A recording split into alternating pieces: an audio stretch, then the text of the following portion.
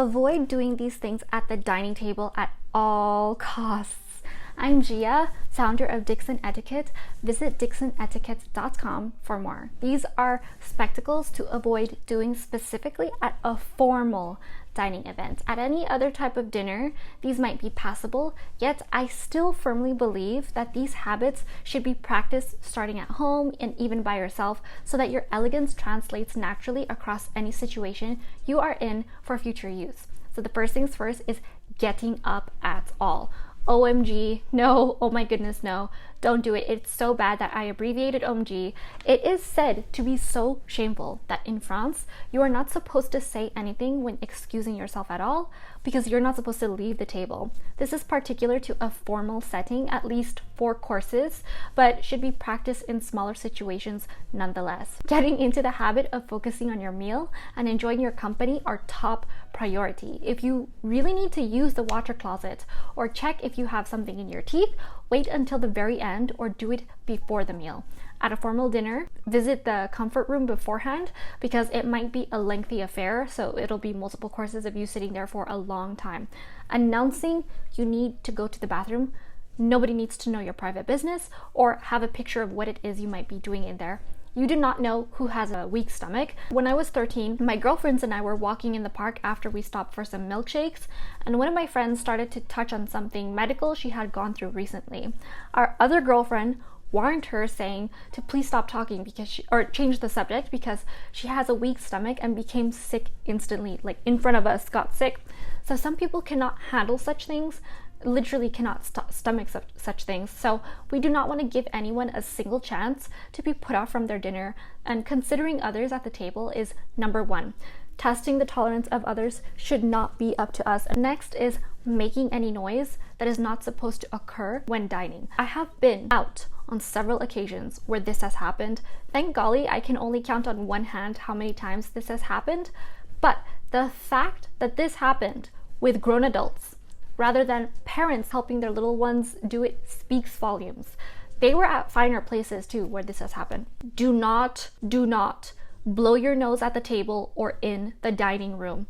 If your nose suddenly starts running, excuse yourself and leave the table. If you're sick, it's important to know to not show up at all, to consider the health of others. I have noticed a large case of aversions to this notion because some people say that they feel better and start to show up at work without realizing that they're still carrying what they have and can pass it on to others. That's highly inconsiderate. In my personal opinion, there is nothing more inconsiderate than affecting someone else's health.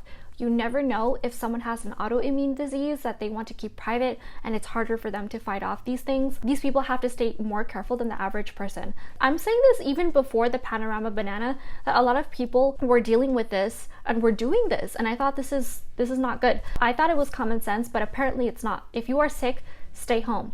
If you think you are feeling better but are not 100%, still stay home. You still have the capability to pass what you have to someone else. So back to the dining table, the sound of blowing one's nose is not pleasant.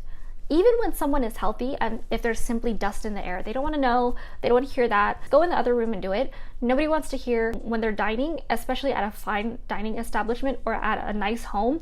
It is only polite. Take it to a private place when you can take care of yourself there, hidden. Next is scraping your plate. I grew up in a very middle class household where my parents were military level strict with us. My parents would put the fear of God into us when it came to scraping our plates. Till this day, I will hear people from across the room in a restaurant scraping their plate loudly for the whole street to listen. It's like, okay, we get it. You were taught not to waste growing up. That is a truly thoughtful way to live. But you are not living in the middle of the forest. You're not a person who hunts for the whole winter for food with a chance of not being able to see sustenance ever again for a whole season. Trust me, I'm pretty sure you are gonna see some food again in the immediate future. If you simply want more, serve yourself more or order another serving.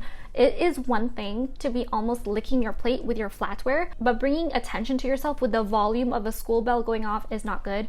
It will bother others immensely, I know, because I'm one of those people who was also raised by more of those people who were also raised by more of those people. Some individuals do it without realizing, so it's important to get past the habit of being self-aware and clanging one's cutlery onto the stoneware as if they are trying to start a dance party. Next is holding your cutlery throughout the whole dinner. In a formal dining setting, you are not supposed to hold your cutlery throughout the whole affair. Between each bite, put your utensils down in resting position to chew your food and enjoy the company around you. So you should never look like this the whole time, like with your utensils in your hand. It looks really silly on you if you're chewing and you're gonna see food again. So take a rest, enjoy the conversation, the dialogue that's going on around you, and be in the moment. Be really mindful. And you can also focus on your food, all the flavors. And people also wonder why they're feeling bloated when the truth is they're not practicing mastication properly. So they do not mindfully chew their food. They accidentally swallow whole gulps of pieces, like a snake would have the shape of its prey in its neck, like this. Try chewing your food at least 20 times to make sure it is broken down, and also savor the flavors, the texture, and the moment of when you are eating.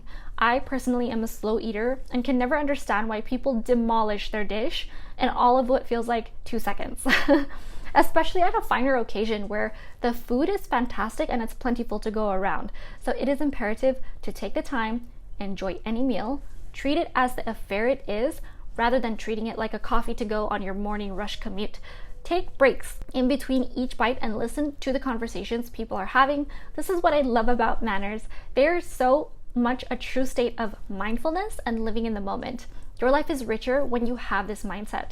It definitely works. It is there existing for a reason. So I hope you get to practice these with yourself at home, with your loved ones to hold you accountable, and even at a business dinner to impress your client. So even if it is a social situation, lead by example, and always, always, always encourage others to be their best. Visit DixonEtiquette.com for more. Thanks so much for watching, and I'll see you later.